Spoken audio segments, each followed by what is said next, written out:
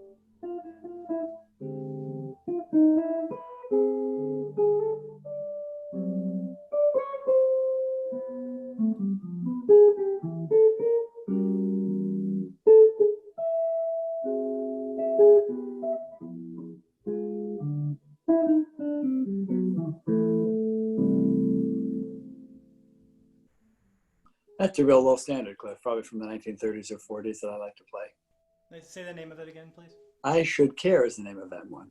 And who's the composer of that? That's a good question. Somebody can Google it for us if anyone's watching who would like to let us know who wrote it. I generally try to know the authors of the tunes I'm playing because there's probably something else that they wrote that I might enjoy, but in that particular case, I do not know the author. Okay. Well, you ready to get started for the interview? With the Let's interview? just jump in. All right, sounds good. So this is John Stowell, and John Stowell is a Portland-based musician and a luminary musical figure in Portland. And I know of John from my many years living in Portland, and then recently we connected. John is offering guitar lessons, and I took a guitar lesson with John, and he definitely enlightened me to some things. And I am not a guitarist, as most people, anyone who knows me probably knows. But anyway, and so we've stayed in touch, and I've been talking to different musicians about how this whole paradigm has shifted for us, for those of us that make our living performing or teaching or both. And so we've started talking about that, and we decided to do an interview. So just wanted to have a casual conversation, and if anyone has any questions, I'd love to hear from you all. But so are you from New York originally, John? Yeah, Cliff, I was born in the city and then raised in Connecticut. Okay. And spent my early musical life there until I was about 26. And I met a bassist named David Friesen, who you might know from your time in Portland. And I used to sit in a little club in Greenwich Village. I'd go down there to sit in 3 or 4 nights a week for free when I first showed up in New York. Got friendly with a few piano players and bass players.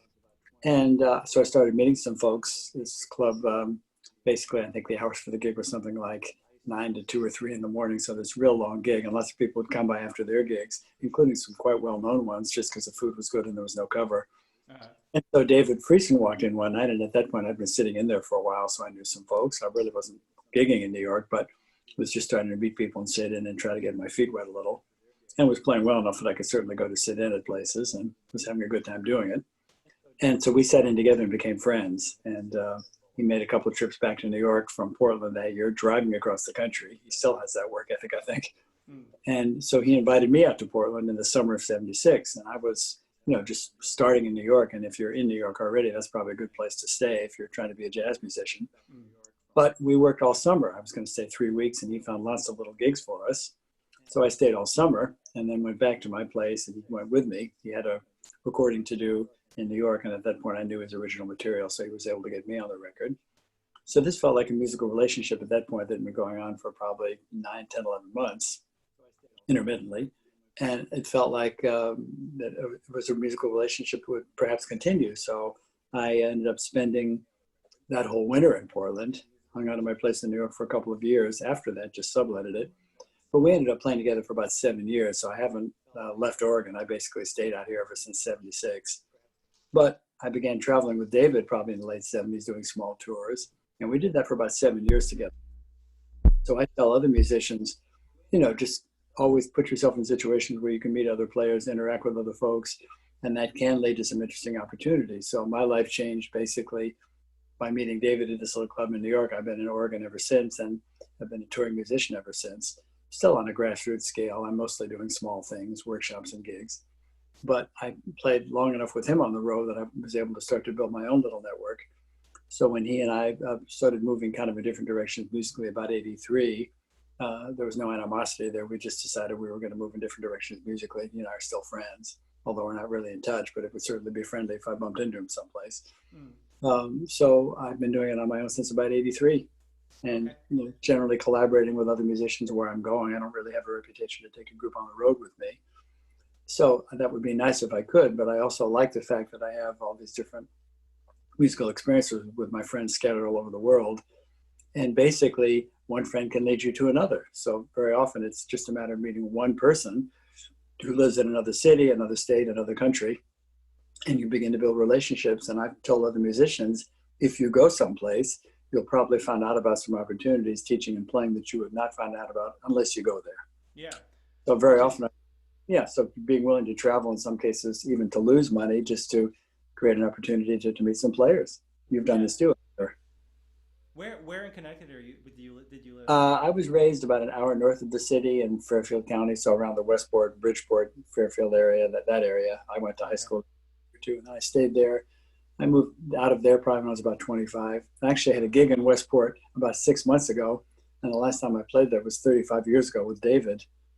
And actually, I bumped into a few old friends from high school who came to the gig.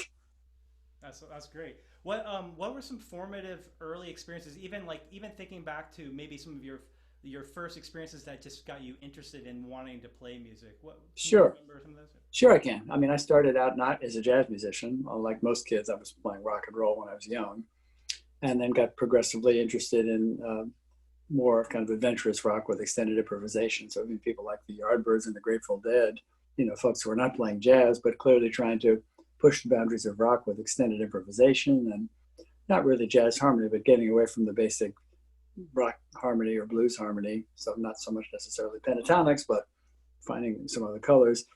And then probably around 69 or 70, a lot of us got pulled into jazz from some of the earliest fusions. So I remember listening to things from Miles Davis, like In a Silent Way and Bitches Brew, some of those records, and hearing Miles live then, and Weather Report and other groups that were incorporating sort of elements of Chick Corea's groups. So if you're a rock musician, you have this rock sounds, essentially, electric keyboards and loud guitars, energetic drummers, but with all this other harmony that I thought was interesting, but I didn't really know what it was. So then I finally got into some private study when I was about 20, 21.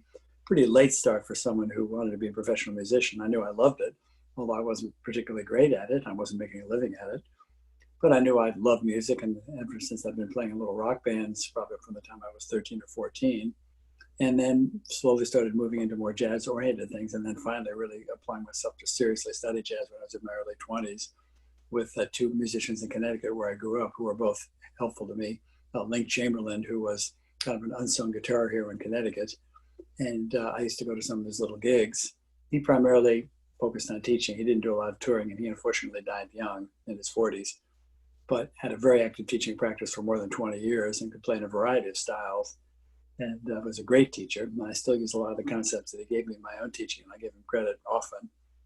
And there was a man named John Mehegan who had come up in New York in the 50s and written some of the earliest books about jazz theory and harmony. And he was a pianist who had moved out to Connecticut probably in the 60s, late 60s, early 70s. So I met him and used to sit in a little weekend gig he had at a place in Westport, Connecticut. And I took some lessons with John too. So between the two of them, I got a pretty good sense of some of the standard repertoire, how to approach harmony and so forth. And through both of them, I met some great musicians that I was able to eventually play with. I actually met Dave Liebman through Linc. They used to play little gigs together in the 70s, and I've actually been able to hire Dave for a couple of duo projects in the last 5-6 years because our paths still cross occasionally. So that was what kind of got me started. And then by the time I met David Friesen, that was about maybe 5 years after that. So at that point, I was sort of I would say a competent jazz player, just emphasis on small C. I was still an apprentice, but I was playing well enough that, I felt I was doing gigs, and then I started recording with David. So I was kind of getting my start there in my late 20s. Did you ever cross paths with rock alum Bob Moses? He was just known as Bob Moses. Actually, yeah, he was actually on David's second record as a leader for Inner City, so I had a chance to play on one record day with Bob. Okay. I think he's still active in Boston, hopefully doing some teaching. Yeah, he teaches at New England Conservatory, and I see him whenever I'm up there. Yeah. Oh, excellent! Yeah, wonderful creative guy. I haven't seen him since the 70s, but I thought he was playing well then, and I'm sure he's still playing well. Yeah, and so as far you said you saw Miles live. I did. I saw. Right. I mean, the initial group I remember probably was for maybe at least a year. He had a group with Chick Corea and Keith Jarrett, both playing electric keyboards. And I heard that group at least once or twice. Miles at that point actually was not getting a great trumpet sound. He deliberately was making the guitar, making the trumpet sound very electric, right? Putting it through a wah-wah pedal and a guitar amp. So his trumpet sound was not great at that point, but just all the spiky, wonderful energy. Jack DeJohnette hitting the drums as hard as he could. At that point, electric bass. Wayne had left the group at that point, so I think it was maybe the first time I heard him could have been Gary Bartz. I'm not sure. But, I just remember hearing them in some cases in small clubs. I heard them also a couple of times at the Fillmore that had these wonderful eclectic buildings of rock groups and some of the fusion jazz groups. So, it took me a while to kind of back up a little bit, then hearing Miles from the 60s and 50s, but I eventually got around to hearing all of it. But it was some of his earliest fusion that kind of pulled me into jazz. Okay.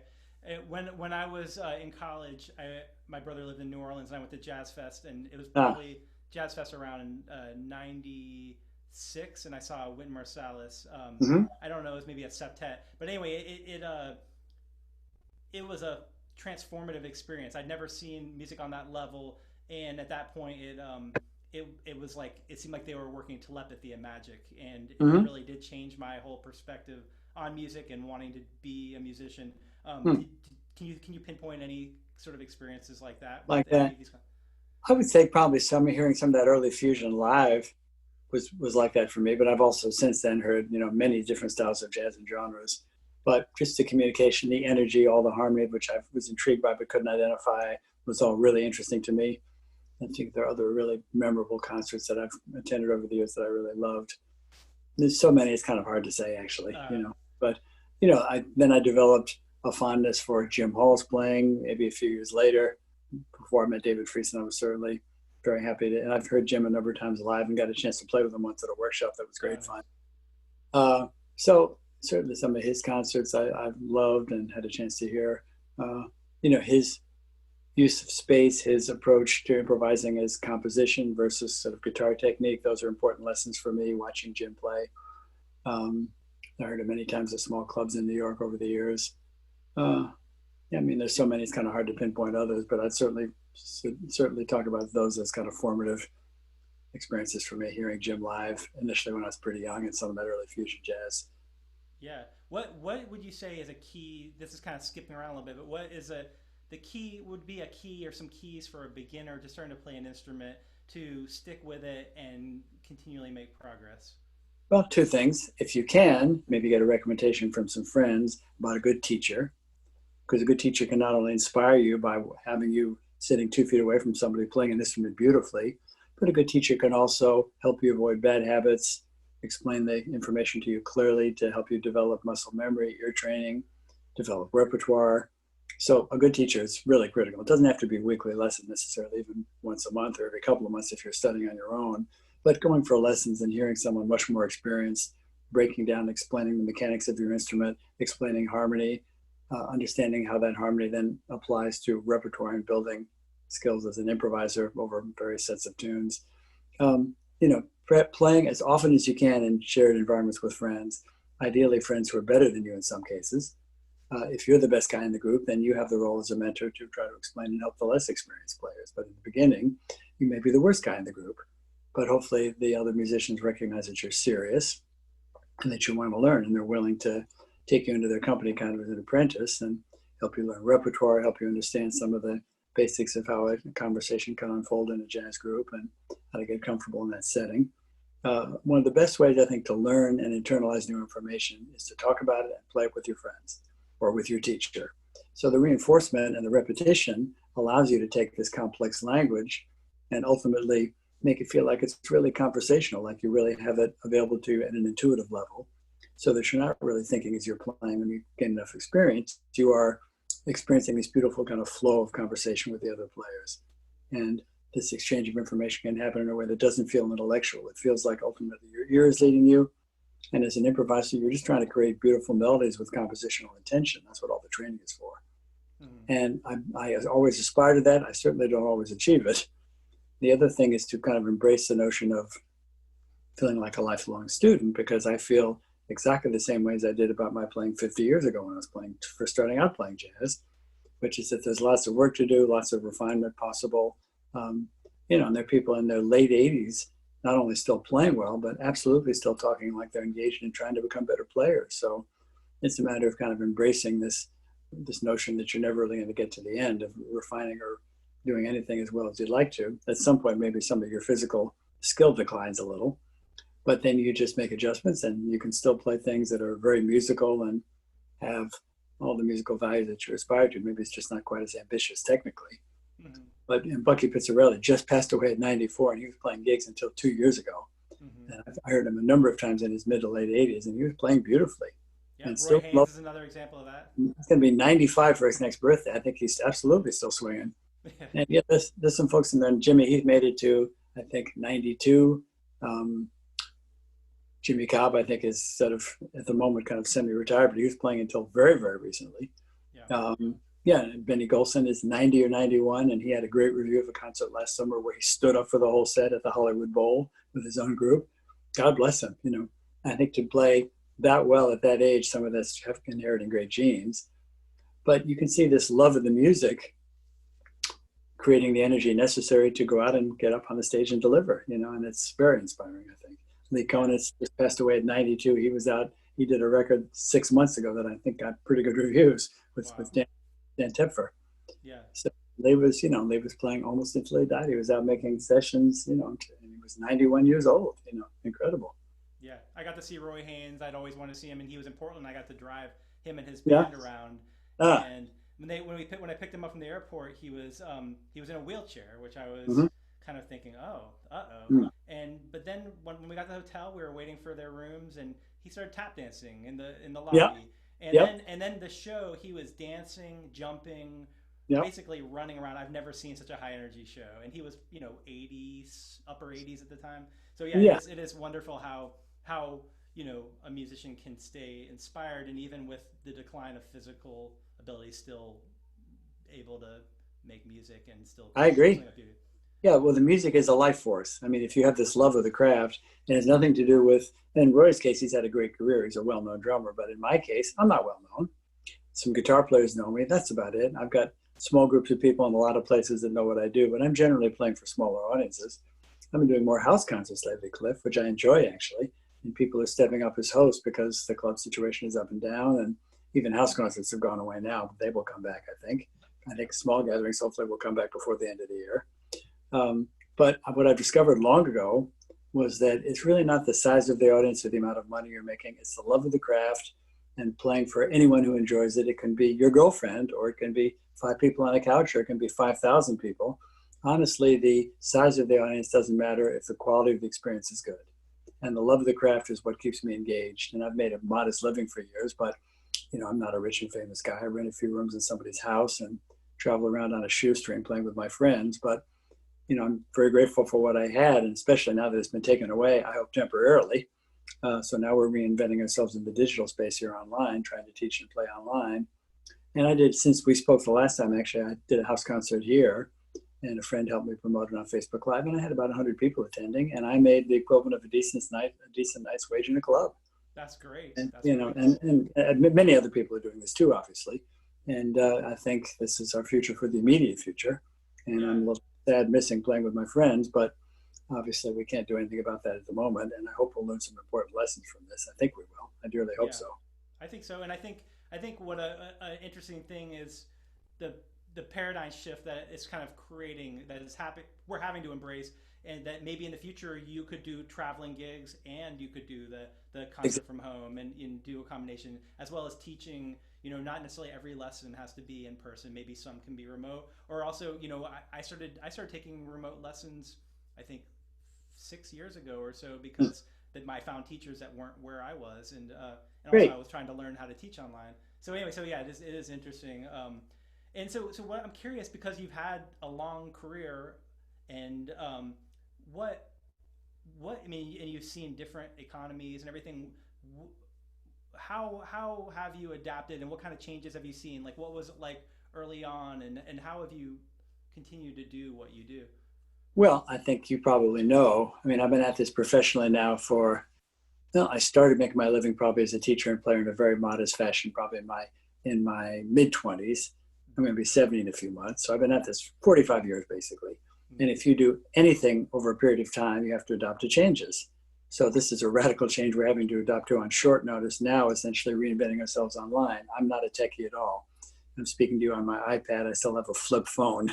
That could change eventually, but I bought the external microphone, and now I'm trying to, I have a presence online in the sense that I've got a number of educational courses you can buy with different companies who are very social media savvy. So I do have a presence online with my own website and these different courses that you can buy, and lots of things on Facebook, and I'm on Facebook and the internet all the time. I have been probably for 20 years. So I'm easy to reach, and I do have a small digital presence, but not an active, ongoing online presence. So what I'm trying to do now is ramp that up with some streaming concerts, teaching online and so forth.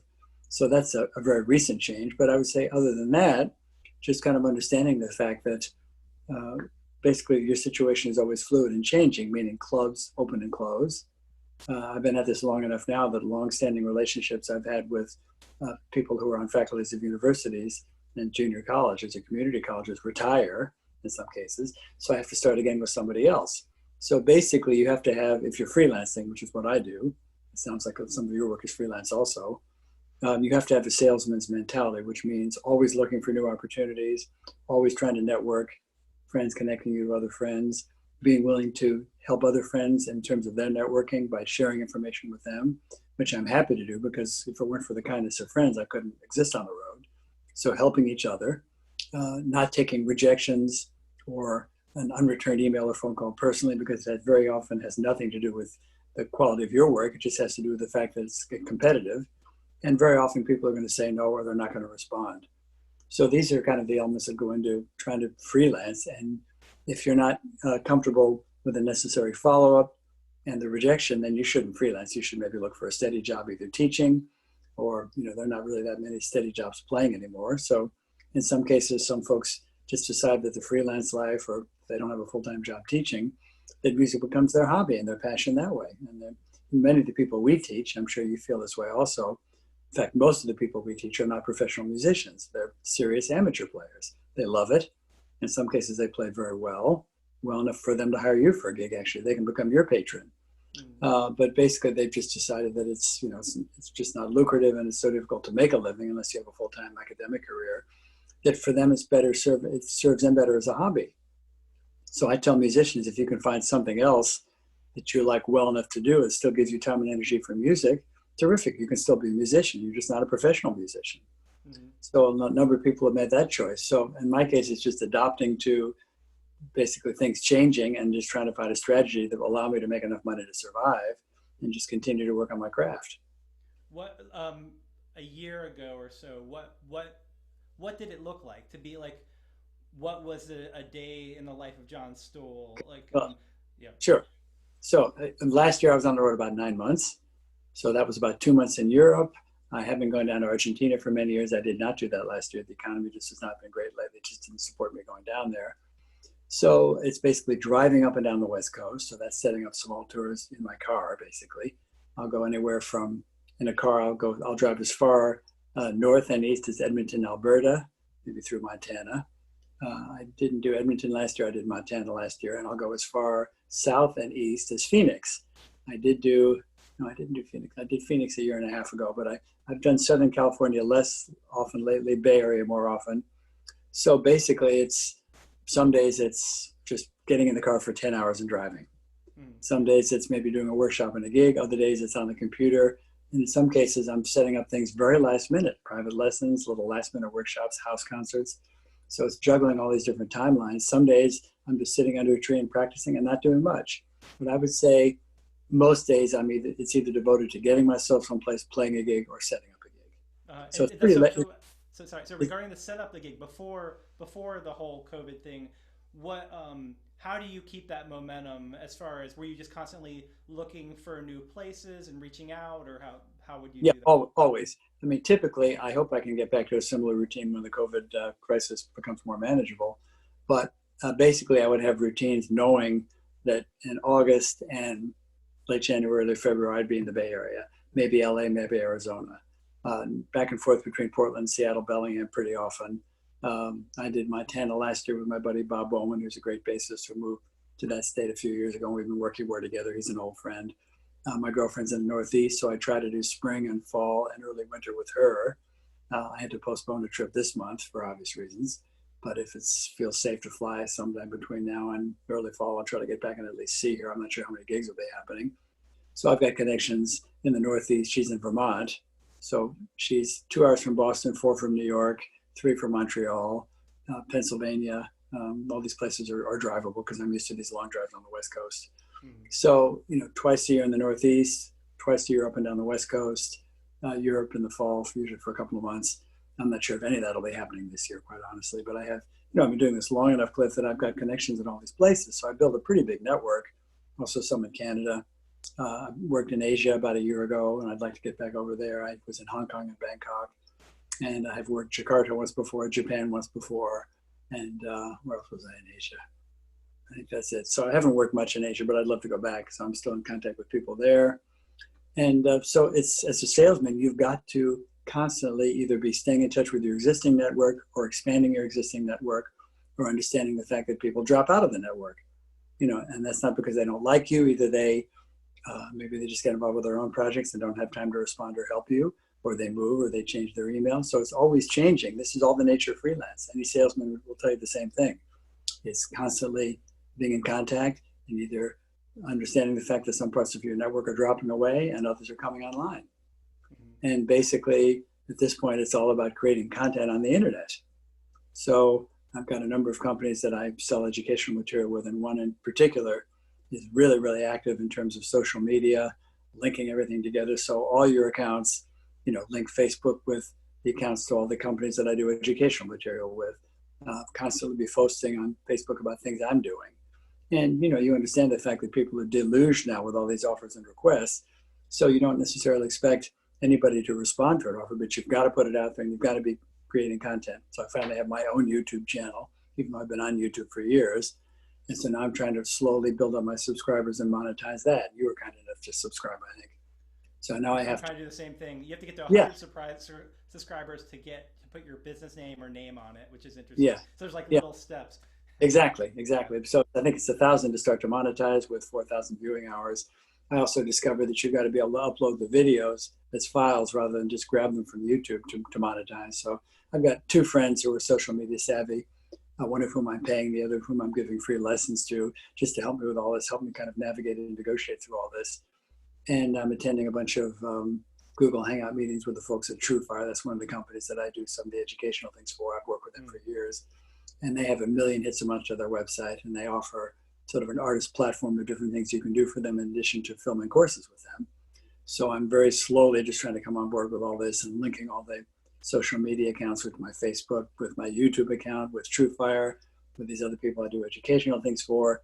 And, all these things do generate some royalties already. But if the gigs are gone for the foreseeable future, I need to try to ramp this up. So the way we met was through this free lesson offer, and about 50 people said yes. And I have another probably 20 or 30 who said yes initially that didn't follow up. So that's a little database now if I'm trying to promote anything or see if some of them hopefully will return as paying students. And, it's not a lot of income yet, but it does feel proactive to be getting up every day and trying to make some things happen, which is what I did before. I was just doing it with traveling and gigs. Now I'm just trying to make it all happen online. Yeah. What do you think about the collaborating online as well? I like this idea. I mean, this is fun doing this with you. And I've actually, now with a couple of guitar players, taped some sessions that we can monetize potentially as lessons for sale on one of my friend's sites who offers individual lessons for sale.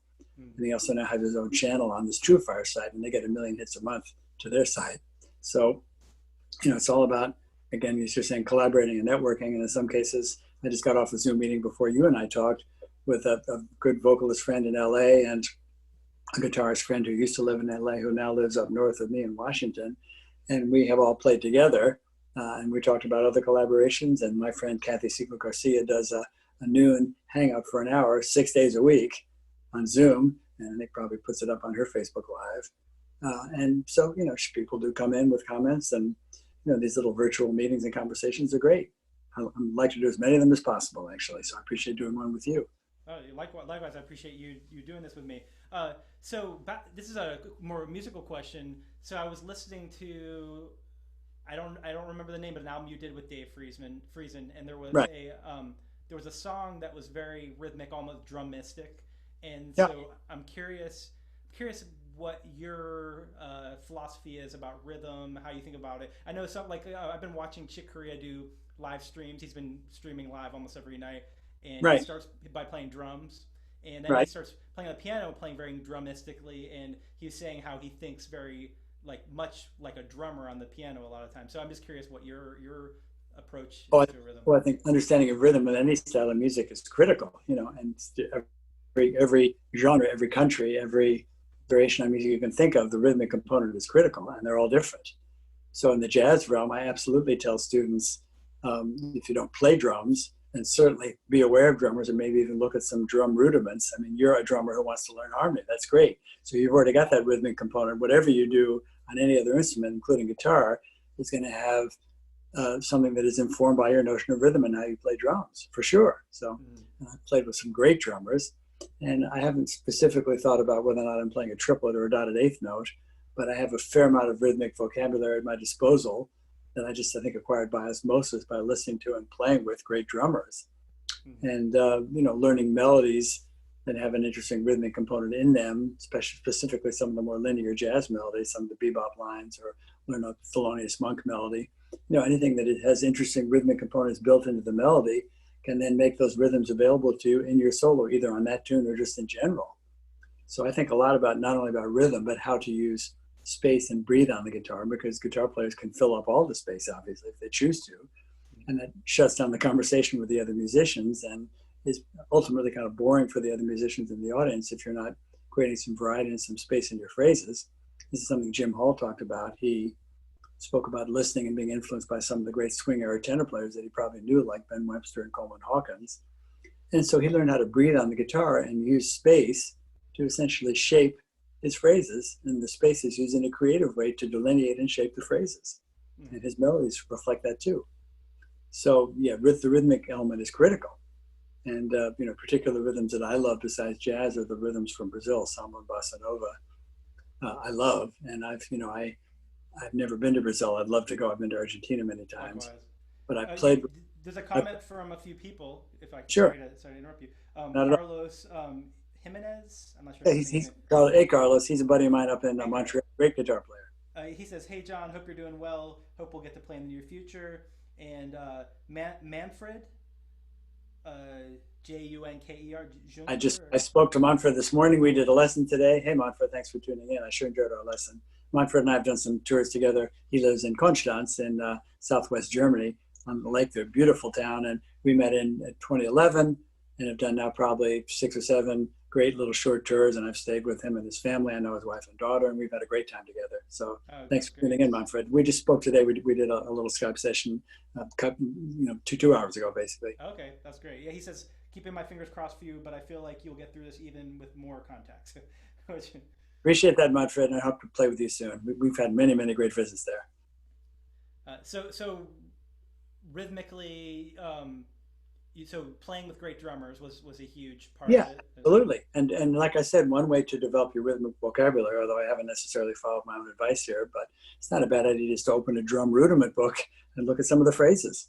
Mm-hmm. To understand what a tied note or a dotted note feels like, or mixing triplets and eighth notes, and you can also, I think, learn the rhythmic component simply by continuing to learn melodies. Yeah. Because very often the rhythmic component of a melody is something that can help you reference some of those harmonic rhythms in your solo, either on that tune or another tune. Sometimes I'll find myself quoting without even realizing it. Then I listen to something after the fact and realize, I just quoted a little piece of a Billy Strayhorn melody or a Thelonious Monk melody. Maybe not the specific harmonic values, but the harmonic rhythm. Mm-hmm. So, lots of great phrases and rhythms that you can use. So having played music as long as you have, is there a point where you're imitating, learning by imitation, and then a point where you say, I'm gonna try not to do that? I think that's right. I mean, I'm trying to see if I can get the Clark Terry quote right. It's this brilliant 3-word quote from Clark Terry about that, who was a master teacher and player. I think it was imitate, assimilate, innovate. And that doesn't happen for everybody, but meaning you start out copying folks, and then you copy those things to the point that they feel like they're really part of your vocabulary. You're not worried about whether or not you're playing the phrases exactly right. You know them so well that they're just there. And then the final step in the process, and not everyone's able to do this because you can't really know how you're going to be original. If you're going to be original, you somehow find an original voice, which I will talk about in a second. But that final step in the process, if you can do it, and everyone should aspire to do this, take the things that you've learned well enough that you really have them learned. Could be a solo, a melody, whatever it is. And then at the very least, try to change the order of the notes or change the rhythms a little to reflect your own musical values so that you're starting to move away from sounding like a great carbon copy of somebody. And some people just are so in love with one particular musician that they just decide they want to try to sound like that. So if you want to sound like Wes Montgomery, there's some people who do it really well. But the best compliment you're going to get is that's a pretty good imitation of Wes Montgomery. And that's not necessarily a bad thing because Wes was a consummate guitarist and he played beautifully, melodically, wonderful block chording, spectacular work with octaves. And he made it look so natural and completely self-taught. He just taught himself how to do all this. So if you just aspire to play the guitar that way and can do a pretty good imitation of Wes, many people will love it. And you could potentially make a living playing reasonably good Wes Montgomery imitation and be a very good guitar player. If that's what you aspire to, there's nothing wrong with that. If you choose to find your own voice, I think one of the ways that maybe you can improve the odds of that happening is to be eclectic in your taste, meaning not only like one style of jazz, but maybe like multiple styles of jazz or other genres even, or maybe even play other instruments. Just any way to give yourself a variety of inputs besides the particular genre you're playing in. So some of the guys of my generation who are successful, who've been personal in their voices, are people on the guitar, people like Pat Metheny, John Scofield, Bill Frisell. So you hear all these different influences that they somehow synthesized into a voice that became recognizable. And I think to have an original voice, and I think I do too, although I'm not nearly as successful as them, I don't really sound like anybody either. And I think Pat Metheny maybe is the exception. I think that John and Bill both would tell you they didn't transcribe. They listened, and they found their own voice maybe by mixing styles together. So in Pat's case, he absolutely did transcribe. And I wouldn't say transcribing is necessarily a bad thing, but you should think about transcription as an intermediate step in the process to ideally maybe hopefully finding your own voice once you've assimilated that vocabulary of the people you're transcribing. Would you say that's sort of the analytical process? Oh, very. Yeah. I mean, to transcribe a complex solo takes hours or days, you know, and you're sitting there laboring over one bar of something, because in some cases it's quite complex rhythmically and harmonically. That is valuable information to learn because you're breaking down how someone thinks about analyzing playing over a chord. Mm-hmm. So if you look at how anybody who's an accomplished musician plays over one bar, there's useful information in there. And it is very labor intensive. I mean, some guys are quite good at it and they do it quickly. Other guys, you know, you have to learn, you have to build up that skill to be able to transcribe well. Initially, it's probably very slow and laborious. So I never did that. So a little voice in me said, listen and be aware of the tradition, but don't imitate or copy. So that meant I had to kind of invent my own vocabulary, which I'm still trying to expand and sort of make more complete in terms of how I get through changes. Believe me, when I hear myself play, I don't always like what I'm hearing. So part of that is kind of a deficiency in terms of maybe, although I certainly understand all the theory pretty well, and I can certainly get through a set of changes, but, you know, I'm still kind of finding my way because it's my vocabulary, it's nobody else's. Mm-hmm. But I can certainly sing along badly with lots of solos that I've heard enough times that I really know them, and I can recognize probably hundreds of jazz musicians stylistically by their sound and how they play. So I am a student of the music, mm-hmm. but I chose not to transcribe. And as I said, some of the other guys of my generation who are quite successful also will tell you the same thing. They just wanted to find their own voice. Yeah. Oh, that's interesting.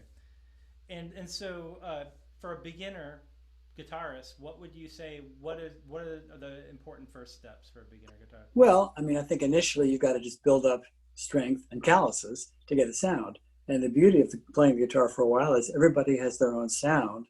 It's not only a reflection of your equipment, but your hands create a sound and you don't know what that sound will be exactly until you find it. So I could probably play on just about any guitar unless the strings were really high and rusty and still sound like myself, even if it wasn't completely set up the way I like my guitars to sound or play. But I've just developed sort of a sound and a personality. But initially it's just pressing down on the string and getting a callus with your left hand and just learning proper hand position. You know, jazz guitar is a little less stylistically regimented than classical. So some jazz guitar players will pull their thumb up to either grab notes of a chord or if they're bending notes. Typically, with classical guitar, many jazz players, your thumb is behind the neck to support the neck, rather to support your hand in front of the neck. So I remember taking a few lessons when I was a young kid before I even studied jazz with a man named Natty Bumpo. I still remember his name. Nice man. He came to your house. He was probably in his 50s at the time. I think he was a good player. And when I was young, I had my thumb up like a lot of younger players. He said, no, your thumb goes behind to support your left hand. So ever since then, my thumb has been back here to support. And that certainly facilitates some of the reaches I like. But I see some very accomplished jazz guitarists who can play up and down the neck with real facility. And very often their thumb is kind of up here. So, you know, there's no one really correct technique as long as you're getting a good sound. And picking wise, when you begin, if you're using the pick, it's mostly strumming and playing individual notes. And when my left hand is probably going back to, I'm guessing the 70s, I started doing hybrid picking, meaning you're using a combination of pick and fingers. And I've been playing, right? Some guys will palm the pick. So if they're playing chords, they have access to 5 notes at once, the 4 fingers and the thumb. And then they'll rotate the pick back into position to play notes. In my case, the pick is always there. So I'm using a combination of pick and fingers. When you're beginning, if you want to use the pick to play individual notes and not just strum, then the idea is to develop slowly, this notion of being able to move the pick back and forth. So up and down strokes, slowly, evenly. The beginning with anything new, as you know, with drums, Cliff, is slowly and evenly to build proper skills.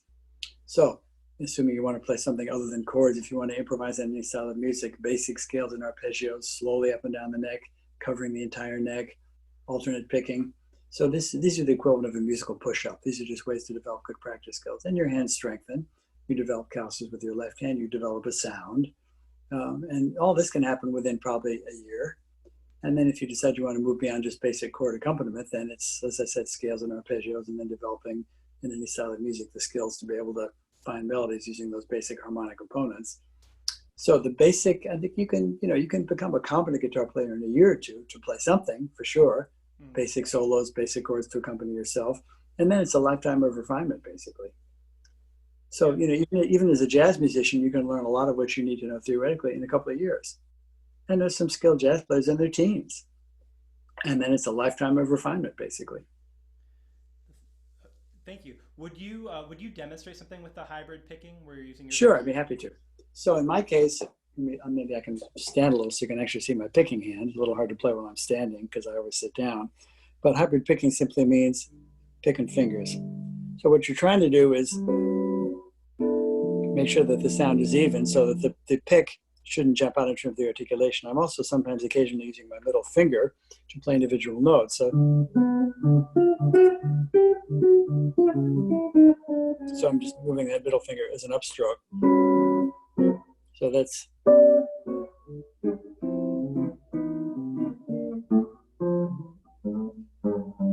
kind of hard to do this while I'm standing up, Cliff. So in my case, it's always picking fingers. And there's some guys actually who can use classical right hand technique, meaning using nails, and a nylon string guitar to play jazz. My friend Paul Myers, who studied with Gene Bertoncini, and we've actually played with the three of us together in some little gigs around New York and New Jersey. They both use classical right hand technique with nails to play jazz. And you can get really pretty good jazz articulation with classical right hand technique. But I'd say most guys typically in the jazz realm, if they're using fingers, do not use the nails, they use fingers. Although my friend Manfred Juncker, who said hello earlier, can use some classical technique with his right hand and go back and forth between pick and fingers using the nails on his right hand because he has some classical technique. He studied classical guitar also.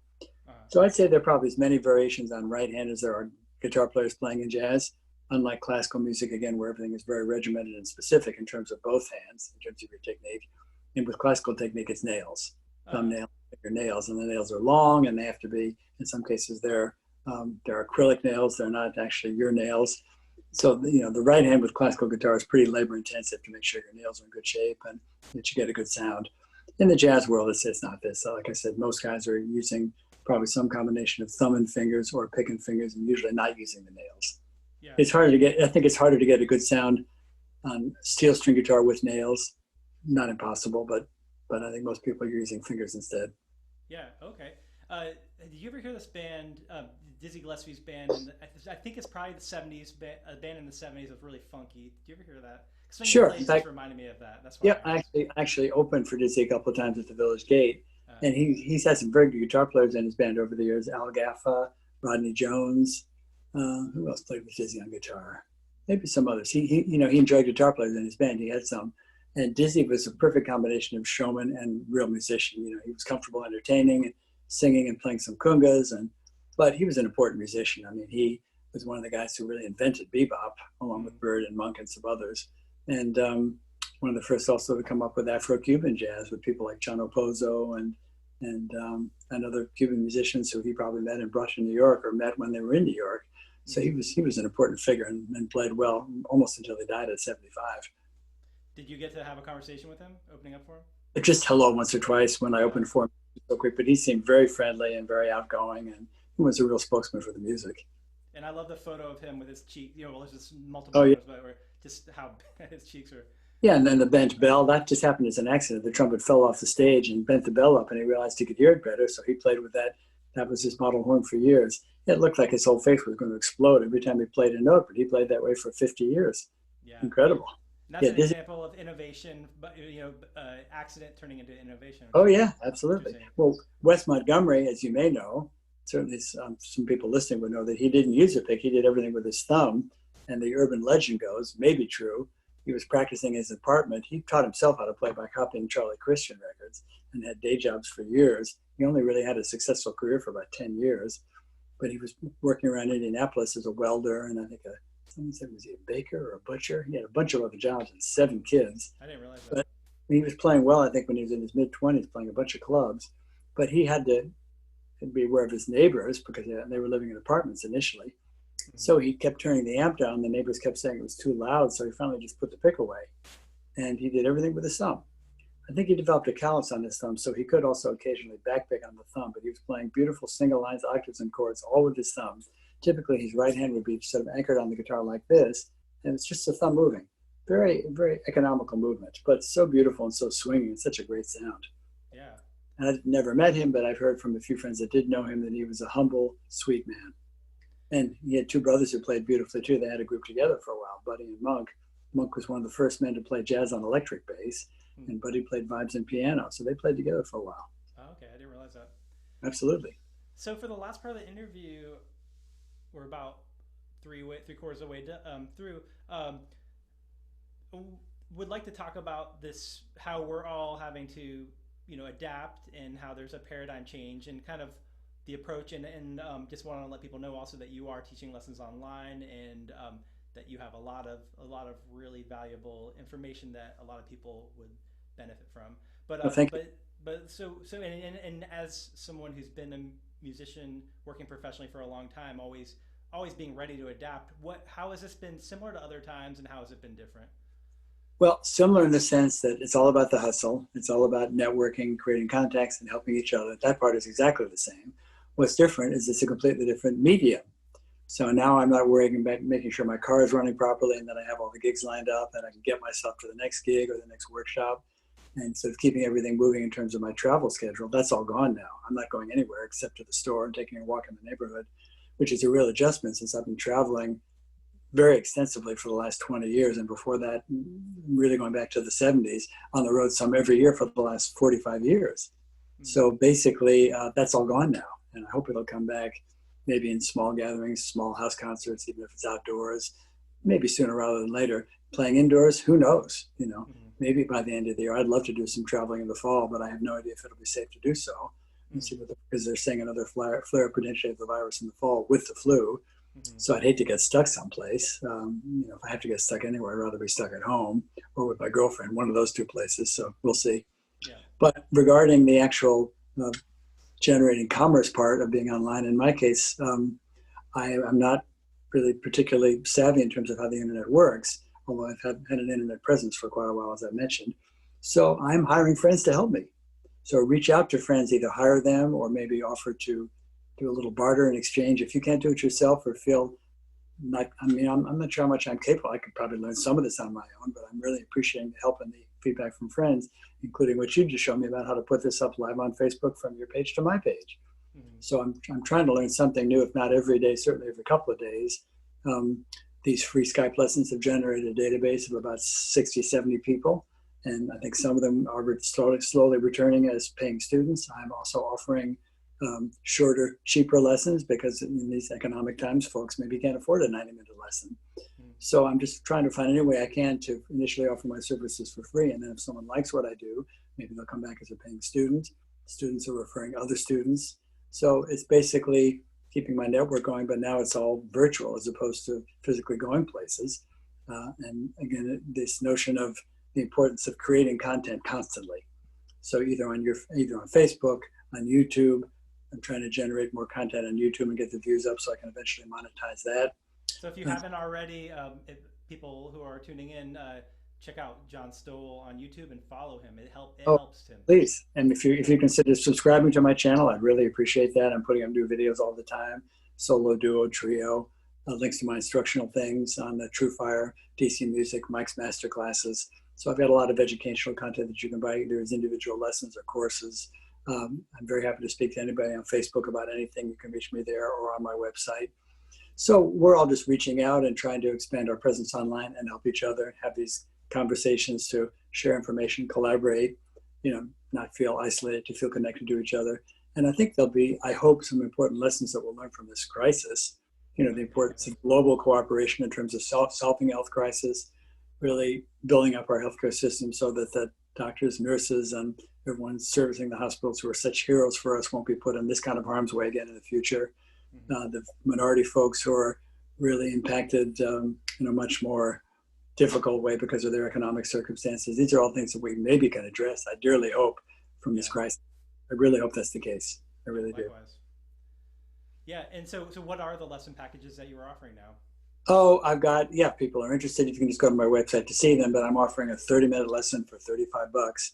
And along with that, you're going to get 70 pages of material that I sent to you, which are PDFs of articles that I've written, charts of original tunes. So that's a pretty good value for $35. And I generally go over. I usually don't schedule people back to back. So you're going to get more than 30 minutes. And then for an hour, it's 65. For 90 minutes, it's 85. And if you want to buy two 90-minute lessons, it's 150. So at any level, you can jump in. And previous to the crisis, I was just offering the 90-minute and two 90-minute lessons. So I think I'm hopefully making it more affordable for folks now. And I can cover quite a bit of material in half an hour, as I think you'll agree. Yeah, definitely. Yeah, like I said, John is a valuable resource, and I hope some people will do that. Thank you, Clif. Sure. Well, is there anything else that you want to talk about? No, I would just to say that please try to stay in touch with the people that you care about, being willing to reach out to other folks. Let's try to help each other network and get through this together. And music is a wonderful thing to share in this situation. So I'll be doing some more online workshops, concerts, conversations like this with other friends, I hope, and I'm sure you will too. And I would love to stay in touch with you, of course, Clif, too. Yeah, likewise. Yeah. Great. So this is John Stowell. Follow him on and go and subscribe to his YouTube page and Facebook, and you'll get some great content. And if you like what you're, if you're enjoying that, then you could always take a private lesson or take private lessons. Also, John, have you ever checked out Patreon? I've heard about that. I think that's the way to get your YouTube channel monetized. Yes. Well, Patreon is a website where you can offer content that people subscribe, and I think they can pay as little as $1 a month. It's something I've been looking into that I'm going to start, but there's some people who've been doing it for years, and it's another possible revenue stream. Yeah, I've heard about it. Thanks for reminding me of that, because that's come up in some other conversations too, and I haven't done that yet. But I've got another PayPal link, which makes it a little easier, just a PayPal me link. So that's another way that people can do it, where they don't have to go to a website necessarily. And so, yeah, Patreon is something I would certainly consider. Maybe just let me know how your experience goes with that. Yeah, I will, for sure. Hey, one other thing, just to say that a friend suggested that I saw an online posting for as well. Spotify pays virtually nothing, but there's now a way, I think, with if you go to your artist profile, which I don't have yet, but I'm going to get that, I think, you can request or suggest a donation. Okay. And people can, rather than just waiting for the royalties from Spotify, which I've never gotten. I have quite a few things up there already. I'm assuming they got forwarded somehow, maybe from a website or one of the labels or people I have content with. But requesting a donation, if Spotify is getting millions of hits, is it potential that you could get a little mailbox money from an optional donation from one of your Spotify playlists? Sure. Yeah. So I hadn't thought about that. I think that's a relatively new feature that someone suggested on a post. Yeah. So all these little revenue streams can potentially add up, maybe not to a great living, but they can certainly help. So I consider royalties as mailbox money. I'm not expecting anything. So if I get a check for $10, I'm thrilled. Occasionally I get a royalty check for $300 or $400 or $500. Usually it's smaller, but the idea is to have all these different revenue streams going to help add up to something, as you know. Definitely. Would you play us out with something?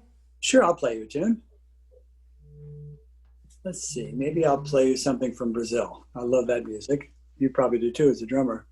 So the most prolific Brazilian composer that we know about here was Antonio Carlos Jobim, Tom Jobim, who had a long career and wrote 400 songs. And unless you're Brazilian, you probably play about 5 of them. So I'm on a small mission to get my friends to learn a few more bossa novas. I've had the pleasure to play with some Brazilians in this country. I've not been down to Brazil, but every time I play with a Brazilian, I'm smiling because they're all smiling too. And they have a wonderful, positive attitude, enjoying making music that I love. So this is a Tom Jobim tune. I'm not sure when he wrote it exactly, but it's called Caminhos Cruzados, which means roads crossing or crossroads.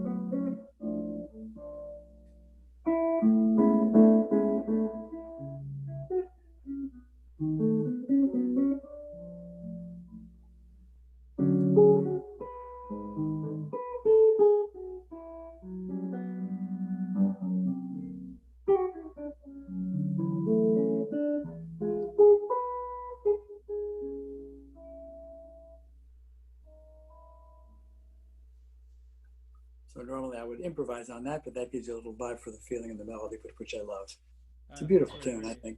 Yeah, it's just, I mean, his melodies are so wonderful. I love them. And I'm learning. I'm up to about 10 Joe Beebe tunes. I'm going to keep learning them, I hope. Oh, nice. Yeah, it's very pretty. Yeah. Yeah, he seemed like he was a master of rhythm and harmony. And He was a real, yeah, I think I put him on the level of Duke Ellington in terms of composition. He was a real master composer, I think. I love his work.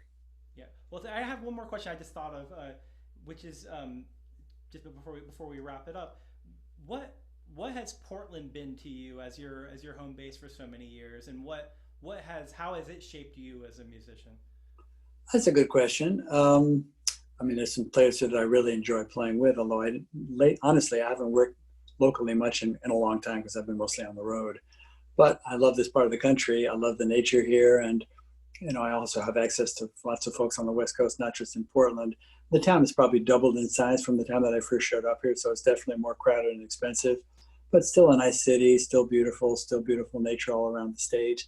People are relaxed and friendly. And compared to many other cities, it still feels relatively small, although, it's clearly a more crowded, expensive place than it was. Mm. And some of the original charm maybe is gone, but some good things have replaced that charm. So, the local economies until very recently have been pretty healthy out west. So people want to come out here to live. It's a nice place probably to raise a family. And, so people are coming here and I get that. I've been really lucky actually. I've had mostly shared living arrangements. So my expenses are still very low here. I just rent a few rooms in someone's house. I've lived in this house for almost 20 years with a woman who lives upstairs who owns the home, and she's been an incredible landlady. She's a good friend, and we don't spend a lot of time socializing, but it's very friendly, and I'm very grateful to have it here. She's got a half an acre in the back. She's a master gardener, so I'm lucky to live here. Hopefully I can stay here a little longer. Mm. So the city, I'd say, in terms of shaping my abilities as a musician or my musical personality, maybe a little. I mean, I think because I travel so much, I'd say my musical personality is shaped by mostly by my travels as opposed to local experiences here. But there's some very good players who live here, and I interact with them whenever I can, either a session or a small gig someplace. And some good players have moved here actually in the last 4 or 5 years for teaching or for other reasons. So in terms of a local scene that's not considered sort of a major jazz center, I'd say that, we have a pretty good local population of resident musicians, some of whom also tour, who play quite well. So I think, no problem finding a good group to put together for a gig here. Mm. And I still like living here. Maybe I don't have any plans to move for the immediate future. I don't really have any reasons to stay here professionally, quite honestly. But I've been here more than 40 years now, and I'm comfortable with this part of the country, and I'm also comfortable traveling. So I'll use it as a base probably for the foreseeable future. Okay. Yeah. Well, thank you so much for talking with me and doing this interview live My on pleasure, air. Cliff. My And I'm pleasure. and I'm going to I'm also going to I'll put it on my Facebook, on the Sound and Rhythm Facebook page. I'm sorry, YouTube page. So if you want to then put it on your YouTube, I think you can link up to it that way I as well. appreciate that, Cliff. Well, let's do another interview in the future after you've gone through your cycle. If you want to circle back and do another one sometime in the future for an update, I'd love to.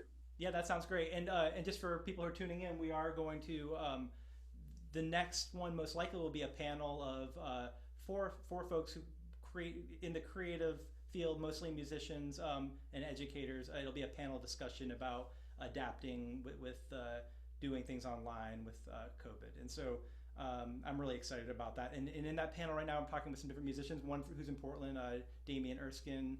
I know Damien. He's wonderful. Yeah. Yeah, and a friend of mine, a drummer in Chicago, Michael Taylor, who goes by Taylor.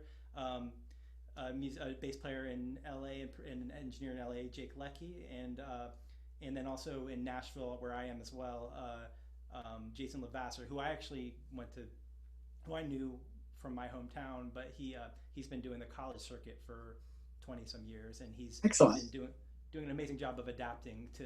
So anyway, but yeah, definitely would love to talk with you again, both in interview and in person, and whenever I'm in Portland next too, love to see if you're Please. there too.